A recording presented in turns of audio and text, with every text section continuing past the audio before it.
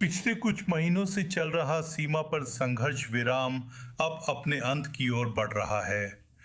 चीजों को जोड़ के समझना आसान नहीं है, लेकिन बातचीत की मेज से हटकर अचानक इजराइल को निशाना बनाना सिर्फ एक ही बात दिखाता है कि ईरान के पास बातचीत की मेज पर देने के लिए कुछ भी नहीं है। वे होर्मुज जलडमरू मध्य के बारे में कुछ भी करना नहीं चाहते। वे पड़ोसी देशों जैसे हिजबुल्लाह और लेबनान में दखल देने के मामले में भी कुछ नहीं करना चाहते।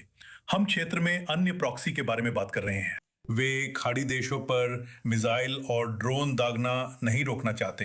तो वे क्या पेश कर रहे हैं? कुछ भी नहीं। और अभी का समय दरअसल कुछ रिपोर्ट्स दिखा रही थी कि महंगाई दर ईरानी लोगों के लिए कितनी मुश्किलें पैदा कर रही है, जिससे वे ईरान के शहरों की सड़कों पर उतर आए। ईरानी शासन इस समय इजराइल पर हमला कर रहा है। ये खाड़ी पर हमला कर ईरानी लोगों का ध्यान भटकाने और उन्हें फिर से एक मोर्चे पर अपने साथ खड़ा करने की कोशिश कर रहा है। लेकिन क्या इसका मतलब ये है कि ईरान ये महसूस और समझ रहा है कि यहाँ सबसे कमज़ोर कड़ी वास्तव में खाड़ी देश हैं? जब तक वे खाड़ी देशों पर हमला कर सकते हैं, वे अमेरिकियों या इजरायलियों से ज़्यादा रियायतें हासिल कर सकते हैं और इसी तरह इस युद्ध में टिके रह सकते हैं। मुझे नहीं लगता कि इस स्तर पर उनके पास सही गणनाएं हैं, खासकर आज पहले अहमद वाहिदी की हत्या के बाद, जैसा कि इजरायली रिपोर्ट्स में दिखाया गया है। मूल रूप से अगर हम बात करें कि आज ईरान को कौन नियंत्रित कर रहा है, तो आयतुल्लाह छिपा हुआ है, असली आयतुल्लाह जा चुका है। अगर हम उस राष्ट्रपति की बात करें जिनके बारे में कुछ दिन पहले इस्तीफा देने की खबरें आई थी, तो हमारे पास सिर्फ आईआरजीसी बचती है, जिन्होंने आज अपना नेता खो दिया है। वे ध्यान केंद्रित और स्पष्ट नहीं देख पा रहे हैं, और मुझे लगता है वे बस इधर उधर कोशिश कर रहे हैं उस गड्ढे से निकलने के लिए जिसमें वे फंसे हैं। उनकी अपने लोगों से आंतरिक समस्याएं हैं। प्रतिबंधों और आर्थिक स्थिति की बात करें तो वे अच्छा प्रदर्शन नहीं कर रहे, क्योंकि वे सिर्फ सैनिक हैं और लड़ने के अलावा कुछ नहीं जानते। और जैसा कि आपने कहा इधर उधर गोलीबारी की बात करें, तो कल सऊदी अरब पर हुए हमले की जिम्मेदारी ईरान ने नकार दी है या ईरान ने उस पर जिम्मेदारी लेने से इनकार कर दिया है? यही बात तब भी हुई थी जब उन्होंने कुवैत सिटी को निशाना बनाया था। ये हमें ईरान की रणनीति के बारे में क्या बताता है? वे हमला करते हैं और अपने हमलों से इनकार करते हैं, खासकर खाड़ी देशों की इंफ्रास्ट्रक्चर पर।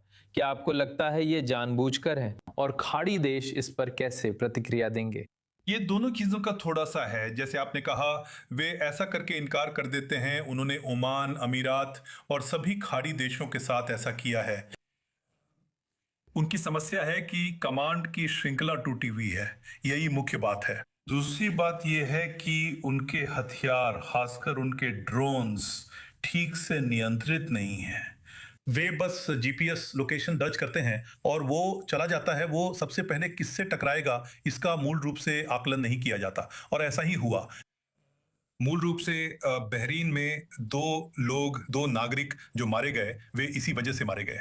और अगर हम बात करें कि कुवैत में क्या हो रहा है, जैसा कि आपने बताया, वे अब भी इनकार कर रहे हैं कि उन्होंने ऐसा किया है, भले ही निगरानी कैमरा मौजूद है। वे ठीक से नहीं देख पा रहे हैं। और बिल्कुल मेरा मतलब है, जैसा कि आपने बताया, जब बात खाड़ी देशों की आती है तो उन्हें उम्मीद थी कि खाड़ी देश इससे पहले हफ्ते में ही गिर जाएंगे या झुक जाएंगे, जैसा कि उनके कुछ अधिकारियों ने पहले कहा था। मुझे लगता है वे ऐसी बड़ी मुसीबत में है जिसे वे संभाल नहीं सकते। आखिरकार हूथी ने इसराइल पर हमले शुरू किए या करने वाले हैं और लाल सागर में जहाज़ों को धमका रहे हैं। ये सऊदी अरब के लिए बड़ा मुद्दा है, जो पूर्व पश्चिम पाइपलाइन इस्तेमाल कर रहा है। वे अब इस लड़ाई में क्यों शामिल हो रहे हैं और सऊदी अरब कैसे प्रतिक्रिया देगा? इससे सऊदी अरब की तेल बेचने की क्षमता पूरी तरह ठप हो जाएगी। ज़ाहिर तौर पर जहाँ तक हूथियों का सवाल है, वे पूरे युद्ध के दौरान चुप रहे, सिवाय उस एक बार के जब उन्होंने इजराइल पर एक मिसाइल दागी थी, और फिर वे वापस छिप गए। वे फिर लौटे हैं क्योंकि जैसा कि हमने पहले चर्चा की थी कि ईरान खुद को तंग हालात में पाता है। वे ईरान की मदद और बचाव के लिए आए थे। ये एक तरफ है, और सऊदी इसे कैसे संभालेगा, ये पूरे क्षेत्र के लिए एक समस्या है। मैं खाड़ी और इजराइल की बात कर रहा हूँ। मुझे लगता है कि उनसे निपटने के लिए, इससे पहले कि वे और नुकसान करें, उचित सहयोग होना चाहिए। हम सब जानते हैं कि हुथी लोग आते हैं तो उन्हें रोकने का कोई तरीका नहीं होता। ठीक है, अहमद हुज़ा, राजनीतिक सलाहकार, हुज़ा एसोसिएट्स, मनामा, बहरीन से हमारे साथ जुड़े। धन्यवाद। धन्यवाद।